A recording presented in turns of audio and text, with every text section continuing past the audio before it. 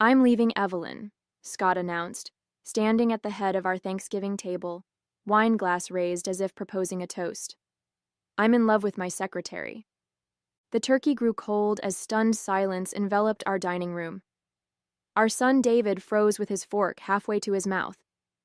Our daughter Katie stared at her plate, suddenly fascinated by cranberry sauce. My sister Patricia's jaw literally dropped, while her husband Robert seemed to find his napkin intensely interesting. "She's 22, Scott continued with inappropriate pride, as if youth itself were an achievement.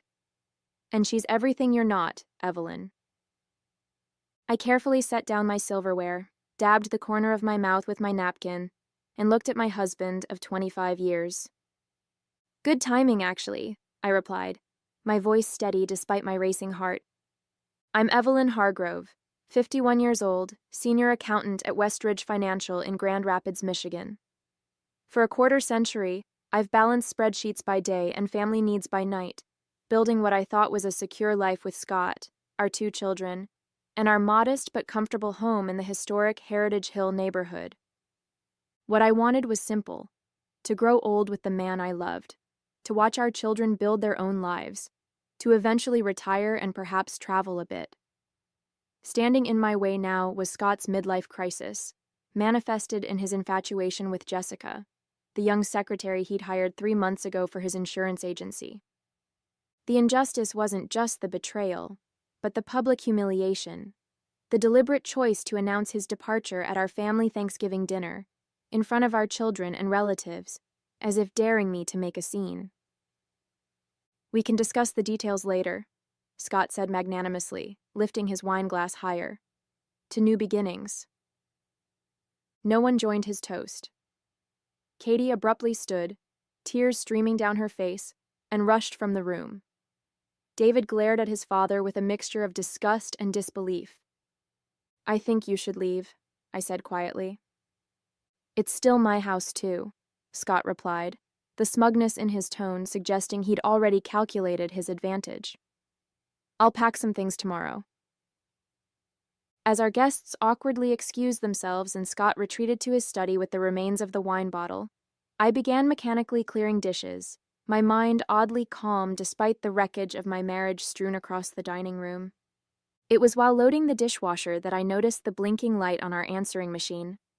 I pressed play, hearing the familiar voice of my Uncle Edward's attorney. "Evelyn, it's James Benedict calling. I have some significant news regarding your uncle's estate. Please call me as soon as possible." Uncle Edward, my mother's brother, a lifelong bachelor who'd made a fortune in commercial real estate, had passed away 3 weeks earlier. I'd always been his favorite niece, but I had no expectations from his will beyond perhaps a keepsake or small remembrance.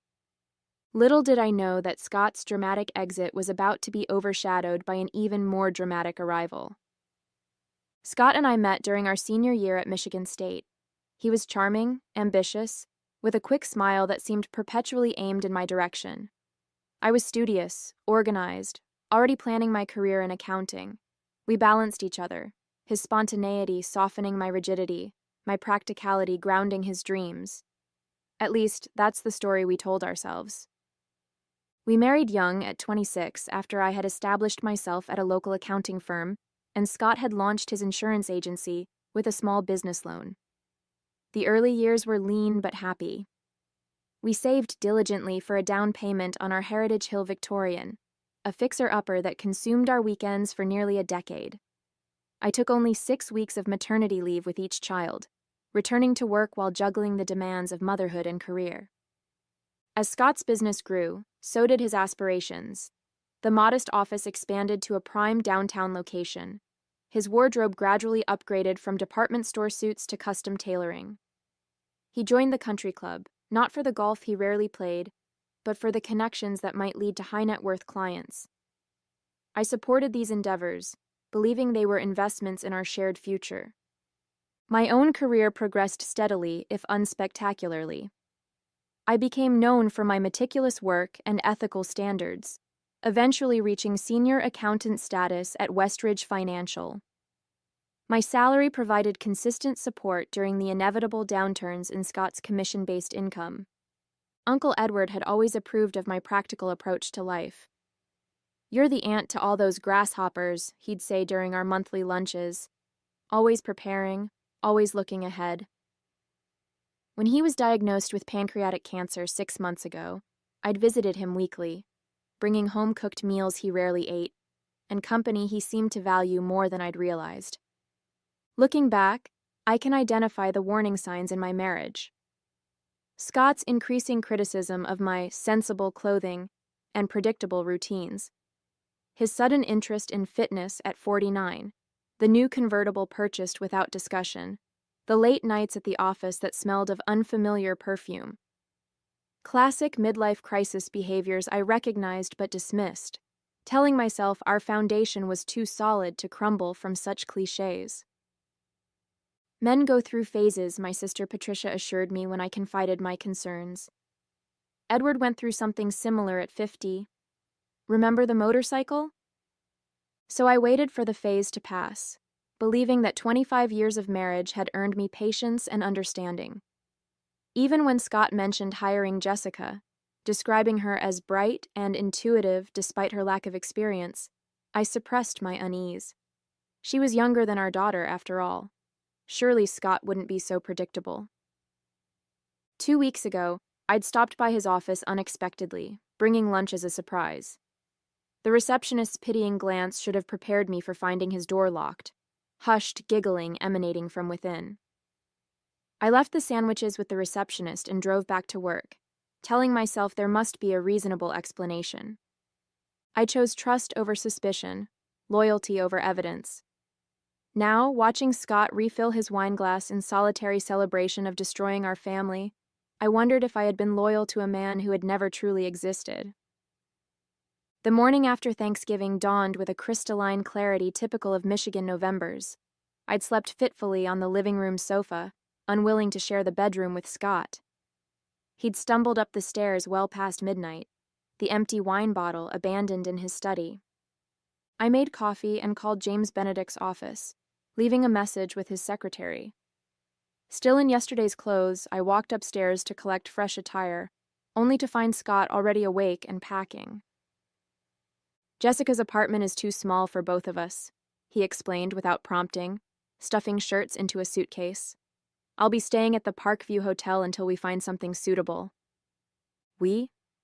The casual use of the plural stung more than I expected. "When did it start?" I asked, my voice surprisingly calm. Scott paused, perhaps taken aback by my direct question. "Does it matter?" 25 years of marriage deserves at least honesty about its end. He sighed, sitting heavily on the bed we'd shared for decades. "July, at the company picnic. She was interested, attentive." His expression took on a defensive edge. "Do you know how long it's been since you were genuinely interested in anything about me, Evelyn?" Jessica listens.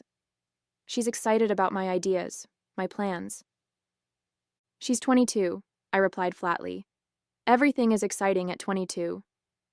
"It's not just the age," Scott insisted. "She sees me, the real me, the me that got buried under mortgages and college funds and life insurance policies." I studied my husband. The thinning hair he'd recently started dyeing, the expensive watch that had replaced the one I'd given him on our 10th anniversary, the designer clothes that strained slightly against his middle-aged paunch. Who was this man who could throw away a quarter-century of shared history for the admiration of someone barely older than our children? "I think what hurts most," I said carefully, "is that you didn't respect me enough to end things privately." Scott had the grace to look momentarily ashamed. Then his expression hardened. "I needed witnesses. Your family needs to understand this isn't just some fling or midlife crisis they can talk you through. This is real." The calculated cruelty of his public announcement suddenly became clear. He'd wanted to humiliate me, to make reconciliation impossible, to shift blame for our marriage's end entirely onto his shoulders so I wouldn't fight for it. "I see," I said simply. The doorbell interrupted whatever Scott might have said next. I went downstairs to find a courier with a certified letter requiring my signature. The return address was James Benedict's law firm. I opened it in the kitchen, scanning the formal legal language until the key phrases leapt from the page.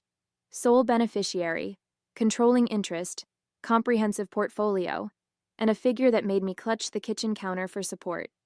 $4.7 million. Uncle Edward, who had lived modestly despite his wealth, had left me his entire estate, the commercial properties, the investments, even his charitable foundation. The inheritance was structured as separate property, established after my marriage, explicitly designated as belonging exclusively to me, rather than the marital estate. The letter included a handwritten note from Uncle Edward. Evelyn, I've always admired your loyalty and strength. Life has a way of testing both. Consider this your safety net, whatever comes next. Somehow he had known, or at least suspected, that I might need independent means. Had he seen something in Scott that I had missed? Or had my own concerns slipped into our conversations more than I realized? Upstairs, I could hear Scott on the phone, his voice animated as he described his liberation to someone, Jessica, presumably. My numbness was giving way to something else. Not quite anger, not quite relief, but a clarifying sense of possibility. I carefully folded the letter and placed it in my purse, then began making a mental list of immediate actions required. This wasn't how I'd expected my life to unfold at 51, but as Uncle Edward's final gift demonstrated, sometimes the unexpected brings its own kind of freedom. I waited until Scott left with his suitcases before calling James Benedict and confirming the details of my inheritance. The attorney suggested we meet immediately to discuss next steps, including taking control of Uncle Edward's business interests. Your uncle was quite explicit about his wishes, James explained. He wanted you to have complete freedom to make your own decisions, both personally and professionally. After scheduling an appointment for Monday morning, I called Patricia, who arrived 30 minutes later with a bottle of wine and fierce protective energy. That absolute bastard, she fumed, pacing my kitchen. After everything you've done for him, the sacrifices, the support. It's over, I interrupted, pouring us each a glass. What matters now is moving forward with dignity. Patricia paused mid-stride. You seem surprisingly calm. I slid Uncle Edward's letter across the counter. Patricia's eyes widened as she read, her expression transforming from outrage to astonishment. Holy shit, Evelyn. You're rich. It appears so, I acknowledged, the reality still sinking in. The question is what to do about it, and about Scott. Patricia's grin turned predatory. Oh, this is too perfect. Mr. Midlife Crisis thinks he's trading up for a younger model, not realizing his reliable old wife just hit the jackpot. He doesn't know yet, I clarified, and I'm not sure how or when to tell him. You don't owe him anything, Patricia insisted. He humiliated you in front of your entire family. Let him find out when it's too late. Part of me agreed with her vindictive impulse, but 25 years of marriage deserved more consideration than an impulsive reaction. I needed time to process both Scott's betrayal and my sudden wealth. Over the weekend, I maintained an outward calm while internally vacillating between grief and calculation. The children came and went, offering support and expressing their own anger toward their father. Katie refused to speak to him when he called. David agreed to meet for coffee but returned seething with indignation. He tried to justify it, Mom, David reported. Said he deserved happiness after sacrificing his prime years for the family. As if you didn't sacrifice just as much. By Monday morning, I had composed myself enough to meet James Benedict at his downtown office. The attorney, a contemporary of Uncle Edward's with silver hair and perceptive eyes, greeted me warmly. Your uncle spoke of you often, he said as we settled into his wood-paneled conference room. He admired your steady character tremendously.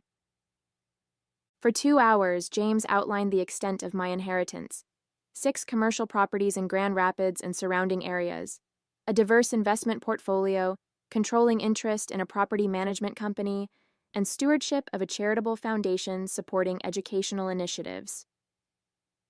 Edward believes strongly in financial independence, James explained, sliding a folder across the table.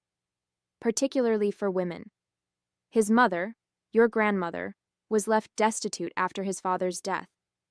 He never forgot that vulnerability. The inheritance was specifically structured to remain separate from marital assets, a legal distinction that would become crucial in the coming weeks. As I left James's office with a stack of documents to review, my phone chimed with a text from Scott. Need to discuss finances, dinner tonight? I agreed to meet at a neutral location, a quiet Italian restaurant downtown where we'd once celebrated anniversaries in happier times. Scott arrived looking simultaneously smug and uneasy, kissing my cheek as if our marriage weren't lying in ruins between us. You're looking well, he opened, studying me with slight confusion. Perhaps he'd expected red eyes and disheveled appearance, visible evidence of my devastation. What did you want to discuss? I asked, bypassing small talk. Scott cleared his throat. I've been thinking about the house. It makes sense for you to stay there, of course, but given its value, we should discuss compensation. Compensation? My share of the equity, he clarified. I'm thinking we could arrange a buyout over time. I know you don't have liquid assets to purchase my portion outright. The presumption was breathtaking. Not only was he leaving me for a woman half my age, but he expected me to make payments to him while he built his new life. I need time to think about it, I said carefully. Scott nodded magnanimously. Of course, it's a lot to process, but Jessica and I will need capital for our fresh start. I'm sure you understand. What I understood, with perfect clarity, was that Scott saw me as nothing more than a financial resource to be drained before being discarded, a stepping stone to his new life with Jessica. I'll have my attorney contact you, I managed, fighting to maintain my composure. Scott's eyebrows rose. You have an attorney already? That seems unnecessarily adversarial, Evelyn. I thought we could handle this amicably. Amicable, I echoed, the word tasting bitter. Was humiliating me at Thanksgiving dinner amicable? Scott had the grace to look momentarily uncomfortable. I admit the timing was perhaps insensitive, but I needed to make a clean break. For Jessica's benefit, you mean? He glanced at his watch, a nervous habit I recognized from countless budget discussions throughout our marriage. Jessica deserves a fresh start without shadows from my past. She's young, with her whole life ahead of her. And I'm not, I suppose. The words emerged more sharply than intended. That's not what I meant. He reached across the table, attempting to take my hand. I withdrew it smoothly. You'll be fine, Evelyn. You've always been resilient. Resilient. The word hung between us, his subtle acknowledgement of how often I'd bent without breaking during our marriage. The financial strains when his business was starting, the years of balancing childcare with full-time work, the emotional labor of maintaining our home and relationships, always adapting, always accommodating. You're right, I agreed finally. I am resilient. Something in my tone must have alerted him. His expression shifted from patronizing confidence to wariness. We should discuss the practical matters, he pivoted. Division of assets, support considerations. I've been looking at our financials, I interrupted. There are some irregularities I'd like to address. Scott blinked rapidly. Irregularities? Withdrawals from our joint savings. Approximately $47,000 over the past 6 months. His face flushed. Business expenses, temporary cash flow issues. I was going to replace it. With what? Your agency's profits have been declining for 3 years. The flash of alarm in his eyes confirmed what I'd suspected. Scott had been systematically siphoning our savings, likely to finance his new lifestyle with Jessica. Expensive dinners, hotel rooms, perhaps gifts, the building blocks of his affair. How would you know about the agency's profits? He demanded, defensive now. I'm an accountant, Scott. I notice patterns. He recovered quickly, smoothing his features into what I recognized as his client-facing smile. This is exactly why we need to approach our separation logically. were both under stress, making accusations. It's not an accusation if it's demonstrably true, I countered, sliding my phone across the table with our bank statement displayed. The withdrawals align perfectly with your late nights at the office and weekend client meetings. Scott stared at the evidence, then met my gaze with cold calculation. Fine. I've been planning my exit. Can you blame me? 25 years with the same predictable, boring routine, the same predictable, boring wife. The cruelty was intentional, designed to wound, to ensure I would retreat into hurt rather than pursue the financial discrepancies. It might have worked a week earlier. I'd like the money returned, I said calmly. All of it. He laughed dismissively. That's not happening. Consider it the price of your freedom. Freedom isn't what you're selling, Scott. It's betrayal, packaged as liberation. His expression hardened. You've always been judgmental. Jessica accepts me as I am. Jessica doesn't know who you are, but she will. Something in my voice must have registered because genuine concern flickered across his features. What does that mean? Before I could respond, Scott's phone chimed with an incoming call. The name Jessica flashed on the screen. Take it, I encouraged. I'm sure she's eager to hear about your amicable divorce plans. He hesitated, then answered, stepping away from the table for privacy. I watched him gesturing animatedly, his back turned to me as he undoubtedly reassured his young lover that everything was proceeding as planned. I used the moment to signal for the check. As I waited, I mentally reviewed what I'd learned from my meeting with James Benedict that morning, information I hadn't yet shared with Scott. The pending inheritance was only part of the picture. Uncle Edward's private investigator had uncovered something far more damaging to Scott's carefully constructed narrative. 2 years earlier, Scott had taken out a substantial business loan using our house as collateral, without my knowledge or consent. My forged signature on the documents constituted fraud. The loan was now in default, explaining his urgency to discuss finances. Scott wasn't just leaving me for a younger woman. He was attempting to flee a financial disaster of his own making. In the 2 weeks following our restaurant meeting, I executed a careful strategy on 3 fronts. First, I met with a forensic accountant recommended by James Benedict to document Scott's financial malfeasance. Second, I consulted with a divorce attorney specializing in cases involving fraud. Third, I took control of Uncle Edward's business interests, immersing myself in the details of commercial property management. Throughout this period, Scott continued his campaign to extract money from our marriage. His texts alternated between nostalgia, "Remember our trip to Mackinac Island? We had something special," and thinly veiled threats. "Jessica thinks I should get a forensic valuation of your accounting practice."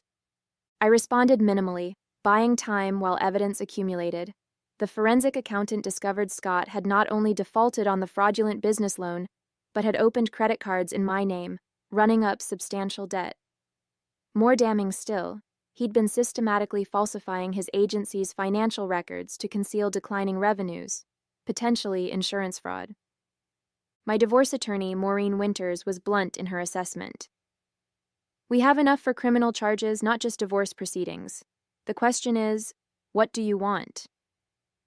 What I wanted was complicated. Justice, certainly. Protection of my assets, absolutely. But revenge? The emotion felt foreign, unproductive. "I want a fair resolution that acknowledges the reality of our situation," I told her, "and I want it concluded quickly." Maureen nodded approvingly. "We'll file immediately, requesting temporary orders to protect your assets. The inheritance simplifies things. With your financial security assured, we can focus on untangling the fraud." The plan was proceeding smoothly until Scott surprised me by bringing Jessica to our house, my house, to collect some personal items. I arrived home from a meeting with Uncle Edward's property manager to find them in our bedroom, Scott packing cufflinks and watches while Jessica lounged on our bed, scrolling through her phone. "You must be Evelyn," she said without looking up. "Scott's told me so much about you." I studied the young woman who had facilitated the destruction of my marriage. Pretty in the expected ways, Slim, blonde, with the confidence of someone who hadn't yet encountered significant disappointment. She wore expensive clothes that still had the fresh shine of recent purchase. Scott's $47,000, walking and talking. "Has he told you about the fraud investigation?" I asked pleasantly. Jessica's head snapped up. "What?" Scott emerged from the closet, his expression thunderous.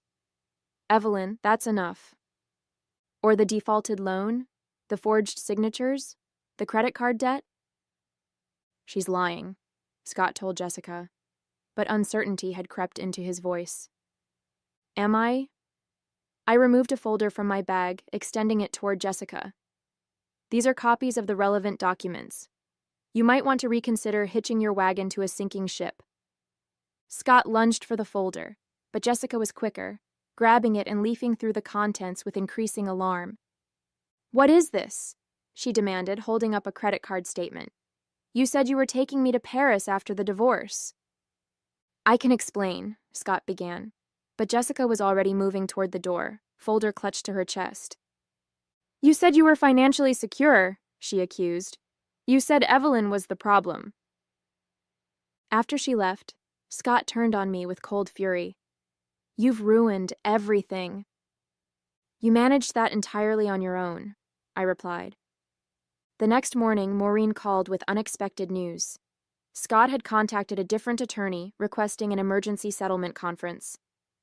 "He's desperate to settle quickly," she explained, offering to admit to the fraudulent loan in exchange for not involving law enforcement. It seemed Jessica's departure had shattered Scott's illusions of a consequence-free fresh start. With his relationship imploding and legal jeopardy looming, he was finally facing reality. I should have felt triumphant. Instead, I felt oddly hollow. 25 years of marriage ending not with dignity, but with desperate negotiation to avoid criminal charges. "What do you recommend?" I asked Maureen. "We're in a strong position. We could push for everything. The house, your full retirement accounts, even reparations for the fraud." The decision crystallized with surprising clarity. "Schedule the conference, but I have specific terms in mind. Such as, I want a clean break, complete separation, no further contact." Maureen seemed surprised. "No punitive measures? No restitution?" I thought of Scott and Jessica in my bedroom, their casual invasion of the space where I'd spent a quarter-century of my life. How quickly it had all been devalued, discarded. "The fraud documentation goes into an escrow account," I decided. "If he honors the divorce terms, it remains sealed. If not—" "Consequences," Maureen finished, approval in her voice. "Exactly." The settlement conference was scheduled for the following week. In the meantime, I had a property empire to learn. The settlement conference took place in Maureen's sleek downtown office overlooking the Grand River. Scott arrived alone, his normally immaculate appearance showing signs of strain, wrinkled shirt, shadows under his eyes, the expensive watch conspicuously absent from his wrist. His attorney, a nervous man with a perpetual frown, opened with conciliatory language about mutual mistakes and moving forward amicably. Maureen's icy smile stopped him mid-platitude. "Let's be clear about the situation," she said, sliding documents across the table. "Fraud, identity theft, financial misrepresentation, these aren't mutual mistakes." Scott stared at the table, avoiding my gaze as his attorney reviewed the evidence. "My client is prepared to offer significant concessions," the attorney began. "That's fortunate," Maureen replied, "because my client is prepared to file criminal charges." The threat hung in the air like a blade. Scott finally looked up, meeting my eyes with a mixture of resentment and fear. "What do you want, Evelyn?" he asked hoarsely. I opened the folder I'd brought. Not legal documents, but photographs of our life together. Our wedding day, the children's births, the house when we first purchased it, before renovations, the progression of a quarter-century of shared history. "I want you to understand what you threw away," I said quietly. "Not just me, but your integrity, your children's respect, your professional reputation." "Is this necessary?" his attorney interjected. We're here to negotiate terms. The terms are simple, I continued, ignoring him. You sign over all rights to the house. You relinquish any claim to my inheritance or business interests. You agree to pay back the fraudulent loan and credit card debt. Scott's face reddened. That's everything. What am I supposed to live on? I slid a final document across the table. The deed to a small commercial property on the outskirts of Grand Rapids, recently purchased with a portion of my inheritance. This building houses your insurance agency, I explained. The lease is paid for 5 years. It's your fresh start, Scott. More than you deserve, but less than you expected. His eyes widened as understanding dawned. You own my building now? I own a lot of things now, I replied calmly. Sign the papers. 6 months after the Thanksgiving that ended my marriage, I stood in the lobby of Hargrove Properties, watching workers install the new company signage. The commercial real estate firm I'd inherited from Uncle Edward now bore my name, a symbolic reclamation of my identity. Scott had signed the divorce papers that January afternoon, his hand trembling slightly as he accepted the terms. His attempt to craft a triumphant exit from our marriage had instead left him humbled, diminished. Jessica never returned, having quickly calculated the diminished returns of a relationship with a man facing financial ruin. Our children had processed their father's betrayal in different ways. Katie maintained a cold distance, agreeing to occasional lunches but refusing to discuss anything personal. David, after initial anger, had settled into a cautious, limited relationship with his father. Both had expressed quiet pride in how I'd handled the situation. You didn't let him destroy you, Katie had observed during a recent dinner. That's what he wanted, wasn't it? To break you so he wouldn't have to feel guilty? Perhaps she was right. The public announcement, the casual cruelty, they had been designed to cast me as the discarded wife, a role that would justify his actions to our social circle, and more importantly, to himself. Instead, I had emerged stronger, wealthier, and remarkably whole. The accounting skills I'd applied throughout my career now served me well as I expanded Uncle Edward's property holdings, adding 3 buildings to the portfolio in my first 6 months of ownership. Scott's insurance agency continued operating in my building, our only point of connection a monthly electronic rent payment. I'd heard through mutual acquaintances that he'd attempted online dating with limited success.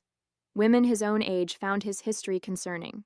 Younger women lost interest when they discovered his financial constraints. As the installation crew finished mounting the sign, my phone chimed with a calendar reminder, dinner with James Benedict to discuss the Educational Foundation's annual scholarship awards. I'd doubled the number of recipients this year, focusing on women pursuing financial and business education. Outside, spring had transformed Grand Rapids from winter gray to vibrant green. At 51, I was starting over, not with resignation, but with anticipation, curiosity, and a hard-earned wisdom about the difference between value and worth. The future stretched before me, unwritten and entirely my own.